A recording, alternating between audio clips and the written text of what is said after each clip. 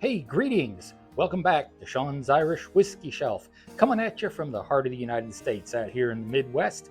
And what I have for you this evening are 4 bottles of Hyde Irish whiskey. Now, viewers who've been with me all along are probably going to say, dude, you've already done 3 of these. Why are they out again? And I've noticed as I've done these videos that my palate is changing a little bit, as yours probably will too over time. Whether it be my whiskey or my cigars, I find that my palate kind of evolves a little bit, I guess, or it changes.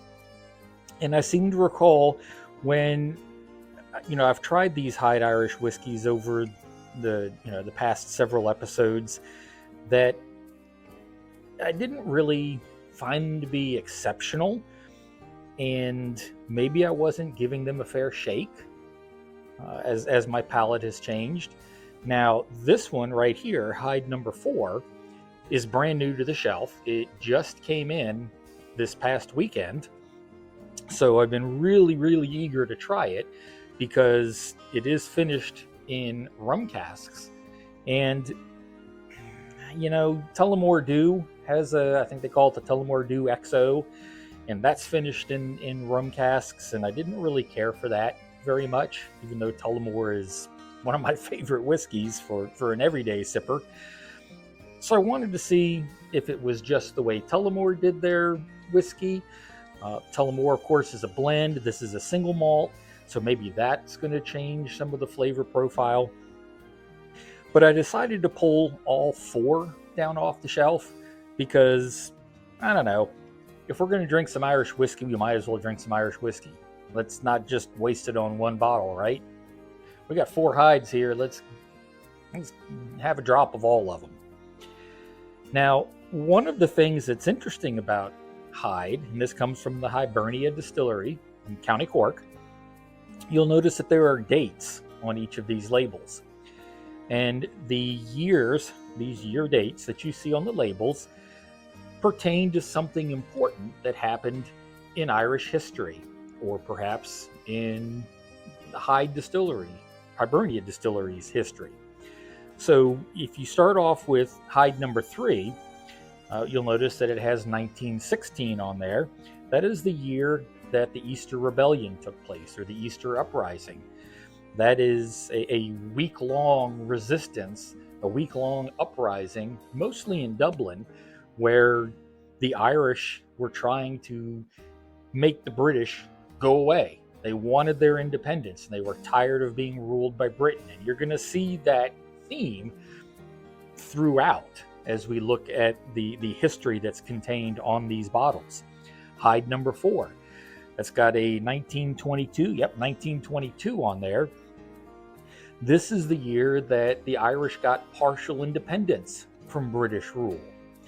All right, Hyde number 6, this should be 1938. It is. Important year for Ireland. Their new constitution became effective in 1938. So, brand new, they're ready to be a free people.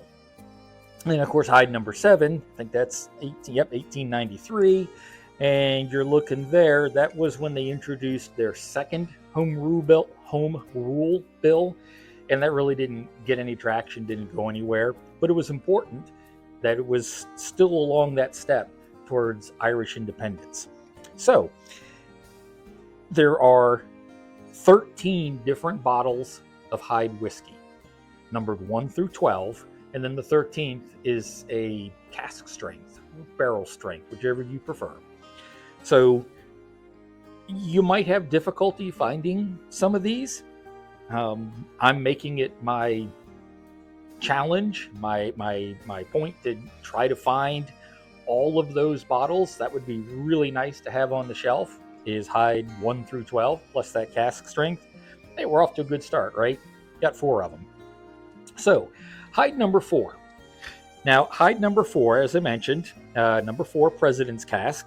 This is a 46%, so 92 proof, and it's finished in rum casks. Now, these rum casks come from Barbados. So they directly, nowhere else.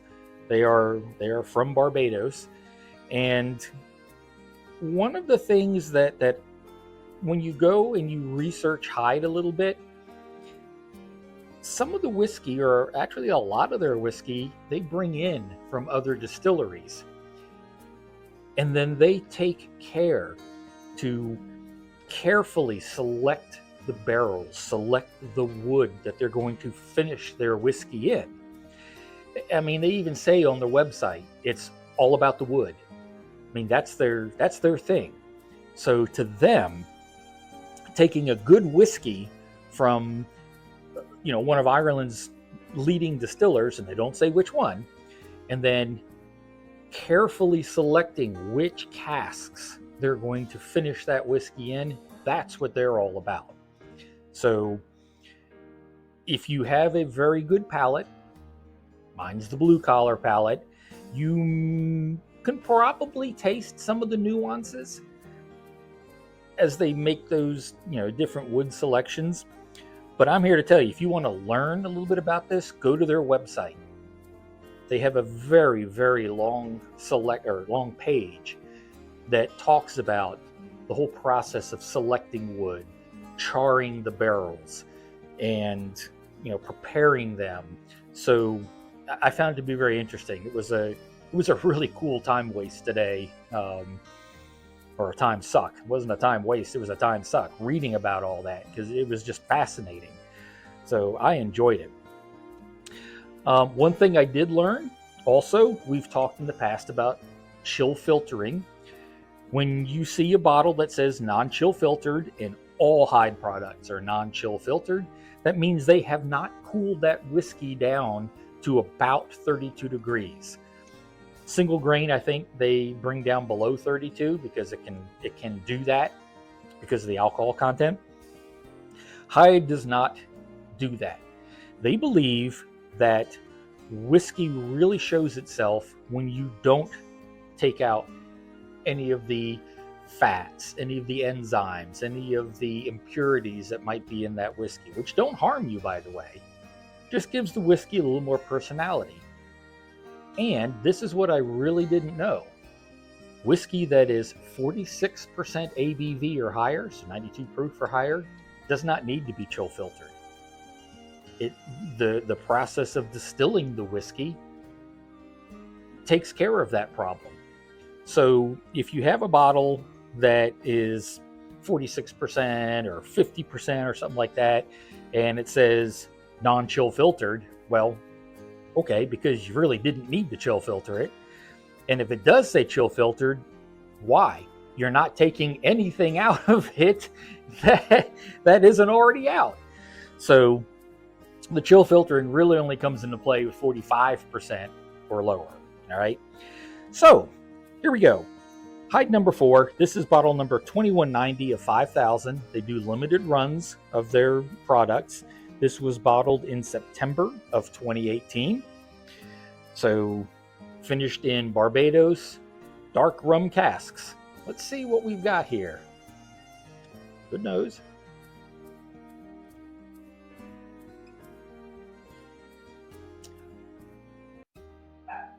That's not bad.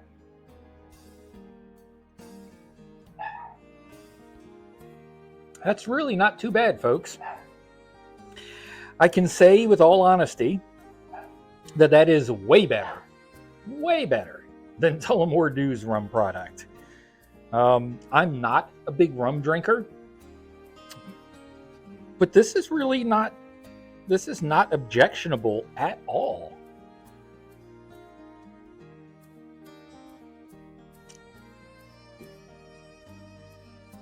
Yeah.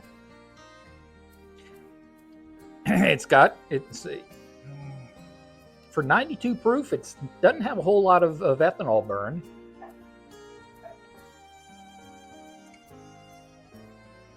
You can taste the kind of the rum. Yeah, I kind of get the rum in there, but it is not objectionable at all. It is different. Let me see here, folks. They want you to taste sweet rum and a hint of banana, lime, ginger, and spice. Definitely have the spice. right? I definitely have that spice. Lime and ginger, yeah, maybe. I mean, it's got a little bit of tart to it. It is a single malt, 100% single malt. So, yeah, this is different. I think this is not a bad whiskey. If you happen to see a bottle of Hyde number 4 and you want to try something different, something that's a little bit, out of what you would normally drink or what you normally find as regular Irish whiskey, maybe pick up a bottle. I got this for about, I want to say about $50, but it was hard to find. So, it hasn't been in production. I don't believe it's been in production recently. So, might be hit or miss where you find it. So, that's my take on Hyde number 4. Really, really not a bad whiskey. All right, real quick. So, if we're going to have a drop of whiskey, let's have a drop of whiskey, all right? Hyde number 3. This is Hyde number 3, the Eris cask. This is a single grain. And so it's a straight single grain, whereas this was a single malt. Let's see what we have here real quick. I see that tastes more like what you would expect an Irish whiskey to taste. Especially a single grain Irish whiskey. I don't think they have any. No, there's no particulars on here. So it is just a straight single grain Irish whiskey. And it tastes like that. It tastes exactly like I would expect a single grain to taste. Which is not my palate necessarily. But I would certainly stack it up against some of the other single grains that are over here. It's not shabby for a single grain, I'll tell you that. All right, Hyde number 6. This is the President's Reserve. What have we got here? Double wood. Let me see here. Also 46%. Small batch from 8-year-old single grain and single malt. So this is a blend, single grain, single malt. 8 years. So this should be a fairly decent drop of whiskey with that single grain, single malt.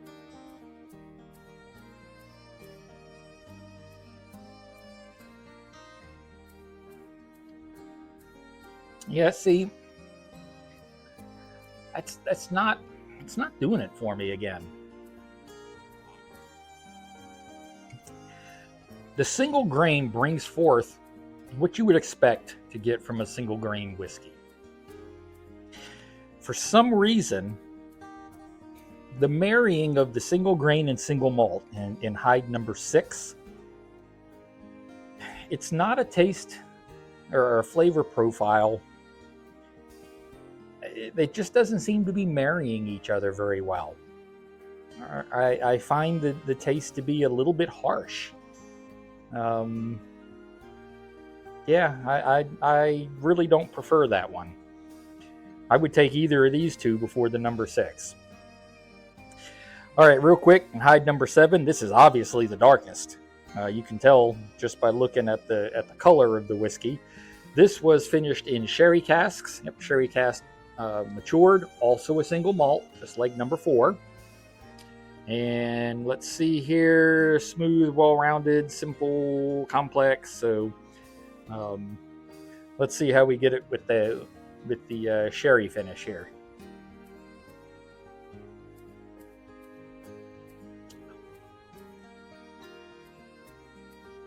I like it better than the number 6. Definitely can get some of that sherry sweetness, I guess it is.